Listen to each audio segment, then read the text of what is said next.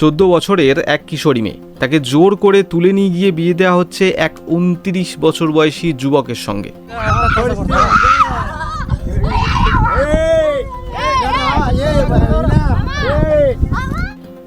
ঘটনাটা ঘটেছে তামিলনাড়ুর হোসরু নামক এক ছোট্ট গ্রামে, যেখানে এক 14 বছরের কিশোরী মেয়েকে 29 বছর বয়সী যুবকের সাথে জোর করে বিয়ে দেওয়ার জন্য 4 জনকে গ্রেপ্তার করেছে ওখানকার স্থানীয় পুলিশ। ব্যাপারটা এরকম, ওই কিশোরীকে নাকি প্রথমে ক্লাস 7 অবধি পড়ানো হয়, তারপর থেকে তাকে নাকি বাড়িতে বসিয়ে রাখা হয়েছিল। এরপর সাম্প্রতিক তার জন্য এক 29 বছর বয়সী পেশায় শ্রমিক এক যুবকের সাথে বিয়ে ঠিক করে পরিবারের লোকজন। বিয়ের সম্বন্ধ শুরু হতেই এতে নিজের অমত প্রকাশ করে মেয়েটি। তা সত্ত্বেও জোর করে তাকে তুলে নিয়ে গিয়ে বিয়ে দেওয়া হয় ওই যুবকের সঙ্গে, যার ভিডিও এখন সোশ্যাল মিডিয়াতে যথেষ্ট ভাইরাল।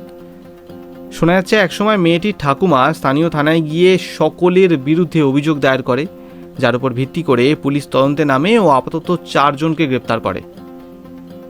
এটা তো মাত্র একটা ঘটনা গেল, ভিডিওটা ভাইরাল হতে তবে আমরা জানতে পেরেছি ব্যাপারটা।